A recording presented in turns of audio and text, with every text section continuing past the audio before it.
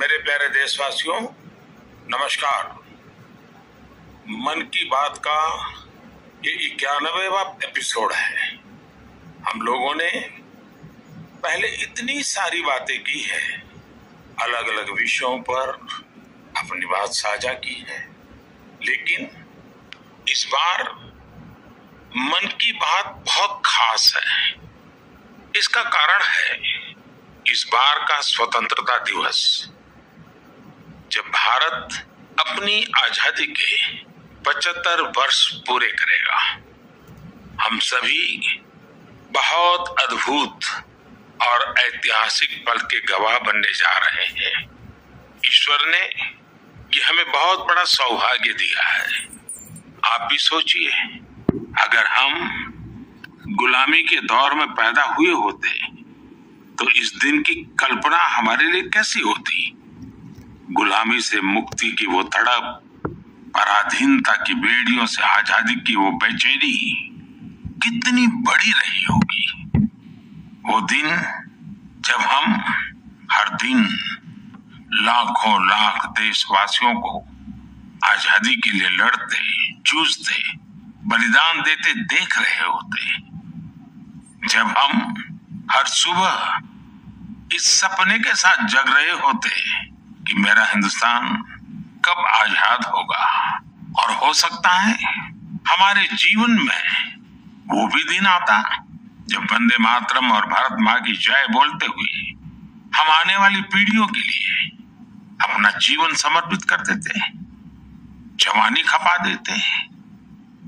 साथियों, 31 जुलाई यानी आज ही के दिन हम सभी देशवासी शहीद उधम सिंह जी की शहादत को नमन करते हैं। मैं से अन्य सभी महान क्रांतिकारियों को अपनी विनम्र श्रद्धांजलि अर्पित करता हूं, जिन्होंने देश के लिए अपना सर्वस्व न्योछावर कर दिया। साथियों, मुझे ये देखकर बहुत खुशी होती है कि आजादी का अमृत महोत्सव एक जन आंदोलन का रूप ले रहा है। सभी क्षेत्रों और समाज के हर वर्ग के लोग इससे जुड़े अलग अलग कार्यक्रमों में हिस्सा ले रहे हैं। ऐसे ही एक कार्यक्रम इस महीने की शुरुआत में मेघालय में हुआ। मेघालय के बहादुर योद्धा यू टिरोत सिंह जी की पुण्यतिथि पर लोगों ने उन्हें याद किया। टिरोत सिंह जी ने खासी हिल्स पर नियंत्रण करने और वहां की संस्कृति पर प्रहार करने की अंग्रेजों की साजिश का जमकर विरोध किया था। इस कार्यक्रम में बहुत सारे कलाकारों ने सुंदर प्रस्तुतियां दी, इतिहास को जिंदा कर दिया। इसमें एक कार्निवल का आयोजन भी किया गया, जिसमें मेघालय की महान संस्कृति को बड़े ही खूबसूरत तरीके से दर्शाया गया। अब से कुछ हफ्ते पहले कर्नाटका में अमृता भारती कन्नडार्थी नाम का एक अनूठा अभियान भी चलाया गया। इसमें राज्य की 75 जगहों पर आजादी के अमृत महोत्सव से जुड़े बड़े भव्य कार्यक्रम आयोजित किए गए। इनमें कर्नाटका के महान स्वतंत्रता सेनानियों को याद करने के साथ ही स्थानीय साहित्यिक उपलब्धियों को भी सामने लाने की कोशिश की गई। साथियों, इसी जुलाई में एक बहुत ही रोचक प्रयास हुआ है, जिसका नाम है आजादी की रेलगाड़ी और रेलवे स्टेशन। इस प्रयास का लक्ष्य है कि लोग आजादी की लड़ाई में भारतीय रेल की भूमिका को जाने। देश में अनेक ऐसे रेलवे स्टेशन हैं जो स्वतंत्रता आंदोलन के इतिहास से जुड़े हैं। आप भी इन रेलवे स्टेशनों के बारे में जानकर हैरान होंगे। झारखंड के गोमो जंक्शन को अब आधिकारिक रूप से नेताजी सुभाष चंद्र बोस जंक्शन गोमो के नाम से जाना जाता है। जानते हैं क्यों? दरअसल इसी स्टेशन पर कालका मेल में सवार होकर नेताजी सुभाष ब्रिटिश अफसरों को चकमा देने में सफल रहे थे। आप सभी ने लखनऊ के पास काकोरी रेलवे स्टेशन का नाम भी जरूर सुना होगा। इस स्टेशन के साथ राम प्रसाद बिस्मिल और अशफाक उल्लाह खान जैसे जाबाजों का नाम जुड़ा है। यहाँ ट्रेन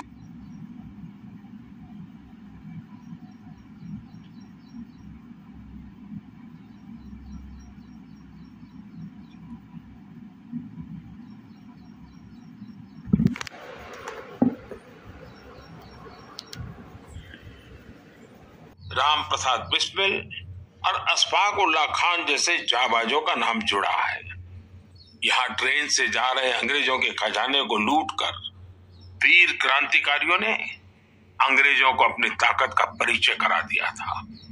आप जब कभी तमिलनाडु के लोगों से बात करेंगे तो आपको थूथुकुडी जिले के वांची मणियाच्ची जंक्शन के बारे में जानने को मिलेगा।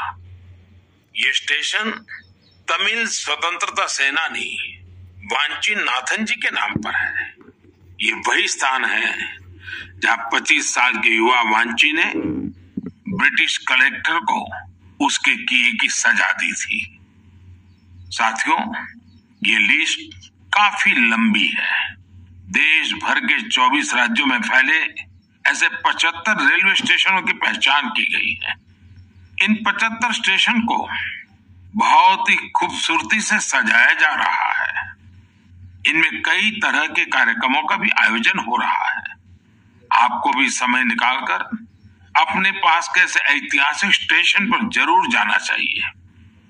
आपको स्वतंत्रता आंदोलन के ऐसे इतिहास के बारे में विस्तार से पता चलेगा जिनसे आप अनजान रहे हैं। मैं आसपास के स्कूल के विद्यार्थियों से आग्रह करूंगा, टीचर से आग्रह करूंगा कि अपने स्कूल के छोटे छोटे बच्चों को लेकर के जरूर स्टेशन पे जाएं और पूरा घटनाक्रम उन बच्चों को सुनाएं, समझाएं। मेरे प्यारे देशवासियों, आजादी के अमृत महोत्सव के तहत 13 से 15 अगस्त तक एक स्पेशल मूवमेंट हर घर तिरंगा का आयोजन किया जा रहा है। इस मूवमेंट का हिस्सा बनकर 13 से 15 अगस्त तक आप अपने घर पर तिरंगा जरूर फहराएं या उसे अपने घर पर लगाएं। तिरंगा हमें जोड़ता है, हमें देश के लिए कुछ करने के लिए प्रेरित करता है। मेरा एक सुझाव ये भी है कि 2 अगस्त से 15 अगस्त तक हम सभी अपनी सोशल मीडिया प्रोफाइल पिक्चर में तिरंगा लगा सकते हैं। वैसे क्या आप जानते हैं 2 अगस्त का हमारे तिरंगे से एक विशेष संबंध भी है। इसी दिन पिंगली वेंकैया जी की जन्म जयंती होती है, जिन्होंने हमारे राष्ट्रीय ध्वज को डिजाइन किया था। मैं उन्हें आदर पूर्वक श्रद्धांजलि अर्पित करता हूं।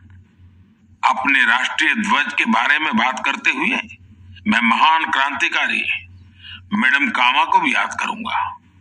तिरंगे को आकार देने में उनकी भूमिका बेहद महत्वपूर्ण रही है। साथियों, आजादी के अमृत महोत्सव में हो रहे इन सारे आयोजनों का सबसे बड़ा संदेश यही है कि हम सभी देशवासी अपने कर्तव्य का पूरी निष्ठा से पालन करें। तभी हम उन अनगिनत स्वतंत्रता सेनानियों का सपना पूरा कर पाएंगे, उनके सपनों का भारत बना पाएंगे। इसलिए हमारे अगले 25 साल का यह अमृतकाल हर देशवासी के लिए कर्तव्य काल की तरह है। देश को आजाद कराने हमारे वीर सेनानी हमें ये जिम्मेदारी देकर गए हैं और हमें इसे पूरी तरह निभाना है। मेरे प्यारे देशवासियों, कोरोना के खिलाफ हम देशवासियों की लड़ाई अब भी जारी है। पूरी दुनिया आज भी जूझ रही है। होलिस्टिक हेल्थ केयर में लोगों की बढ़ती रुचि ने इसमें सभी की बहुत मदद की है। हम सभी जानते हैं कि इसमें भारतीय पारंपरिक पद्धतियां कितनी उपयोगी हैं। कोरोना के खिलाफ लड़ाई में आयुष ने तो वैश्विक स्तर पर अहम भूमिका निभाई है। दुनिया भर में आयुर्वेद और भारतीय औषधियों के प्रति आकर्षण बढ़ रहा है। ये एक बड़ी वजह है कि आयुष एक्सपोर्ट में रिकॉर्ड तेजी आई है और ये भी बहुत सुखद है कि इस क्षेत्र में कई नए स्टार्टअप्स भी सामने आ रहे हैं। हाल ही में एक ग्लोबल आयुष इन्वेस्टमेंट और इनोवेशन समिट हुई थी। आप जानकर हैरान होंगे कि इसमें करीब 10,000 करोड़ रुपए के इन्वेस्टमेंट प्रपोजल्स मिले हैं। एक और बड़ी अहम बात यह हुई है कि कोरोना काल में औषधीय पौधों पर रिसर्च में भी बहुत वृद्धि हुई है। इस बारे में बहुत सी रिसर्च स्टडीज पब्लिश हो रही है। निश्चित रूप से एक अच्छी शुरुआत है। साथियों, देश में विभिन्न प्रकार के औषधीय पौधों और जड़ी बूटियों को लेकर एक और बेहतरीन प्रयास हुआ है। अभी जुलाई महीने में इंडियन वर्चुअल हर्बेरियम को लॉन्च किया गया। यह इस बात का भी उदाहरण है कि कैसे हम डिजिटल वर्ल्ड का इस्तेमाल अपनी जड़ों से जुड़ने में कर सकते हैं। Indian virtual herbarium preserve plants या प्लांट पार्ट्स की डिजिटल इमेजेस का एक रोचक संग्रह है जो कि वेब पर फ्रीली अवेलेबल है। इस वर्चुअल हर्बेरियम पर अभी 1 लाख से अधिक स्पेसिमेंस और उनसे जुड़ी साइंटिफिक इंफॉर्मेशन उपलब्ध है। वर्चुअल हर्बेरियम में भारत की बॉटनिकल डाइवर्सिटी की समृद्ध तस्वीर भी दिखाई देती है। मुझे विश्वास है इंडियन वर्चुअल हर्बेरियम भारतीय वनस्पतियों पर रिसर्च के लिए एक इम्पोर्टेंट रिसोर्स बनेगा। मेरे प्यारे देशवासियों, मन की बात में हम हर बार देशवासियों की ऐसी सफलताओं की चर्चा करते हैं जो हमारे चेहरे पर मीठी मुस्कान बिखेर देती है। अगर कोई सक्सेस स्टोरी मीठी मुस्कान भी बिखेरे और स्वाद में भी मिठास भरे, तब तो आप इसे जरूर सोने पर सुहागा कहेंगे। हमारे किसान इन दिनों शहद के उत्पादन में ऐसा ही कमाल कर रहे हैं। शहद की मिठास हमारे किसानों का जीवन भी बदल रही है, उनकी आय भी बढ़ा रही है। हरियाणा में यमुनानगर में एक मधुमक्खी पालक साथी रहते हैं, सुभाष कंबोज जी। सुभाष जी ने वैज्ञानिक तरीके से मधुमक्खी पालन का प्रशिक्षण लिया। इसके बाद उन्होंने केवल 6 बॉक्स के साथ अपना काम शुरू किया था। आज वो करीब 2000 बॉक्सेस में मधुमक्खी पालन कर रहे हैं। उनका शहद कई राज्यों में सप्लाई होता है। जम्मू के पल्ली गांव में विनोद कुमार जी भी 1500 से ज्यादा कॉलोनियों में मधुमक्खी पालन कर रहे हैं। उन्होंने पिछले साल रानी मक्खी पालन का प्रशिक्षण लिया है। इस काम से वो सालाना 15 से 20 लाख रुपए कमा रहे हैं। कर्नाटका के एक और किसान है मधुकेश्वर हेगड़े जी। मधुकेश्वर जी ने बताया कि उन्होंने भारत सरकार से 50 मधुमक्खी कॉलोनियों के लिए सब्सिडी ली थी। आज उनके पास 800 से ज्यादा कॉलोनियां हैं और वो कई टन शहद बेचते हैं। उन्होंने अपने काम में इनोवेशन किया और वो जामुन शहद, तुलसी शहद, आंवला शहद जैसे वानस्पतिक शहद भी बना रहे हैं। मधुकेश्वर जी, मधु उत्पादन में आपके इनोवेशन और सफलता आपके नाम को भी सार्थक करती है। साथियों, आप सब जानते हैं कि शहद को हमारे पारंपरिक स्वास्थ्य विज्ञान में कितना महत्व दिया गया है। आयुर्वेद ग्रंथों में तो शहद को अमृत बताया गया है।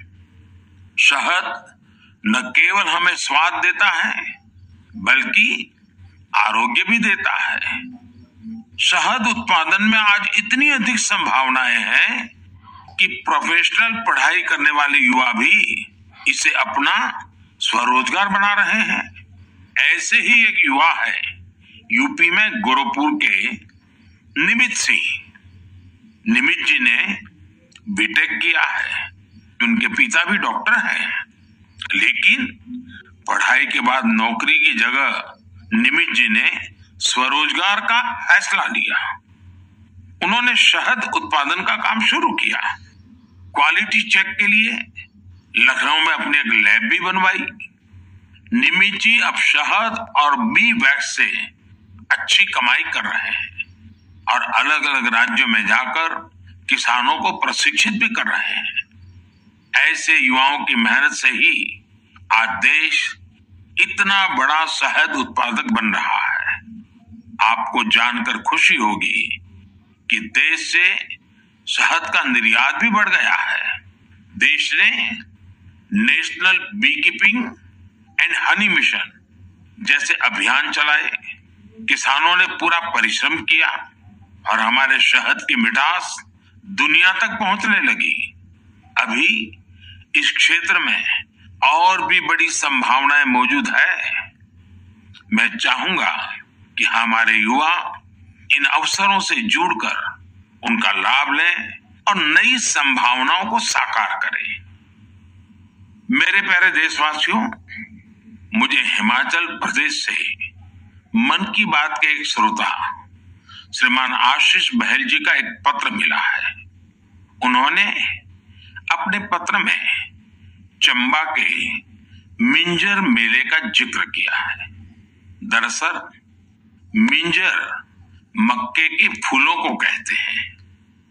जब मक्के में मिंजर आते हैं तो मिंजर मेला भी मनाया जाता है और इस मेले में देश भर के पर्यटक दूर दूर से हिस्सा लेने के लिए आते हैं।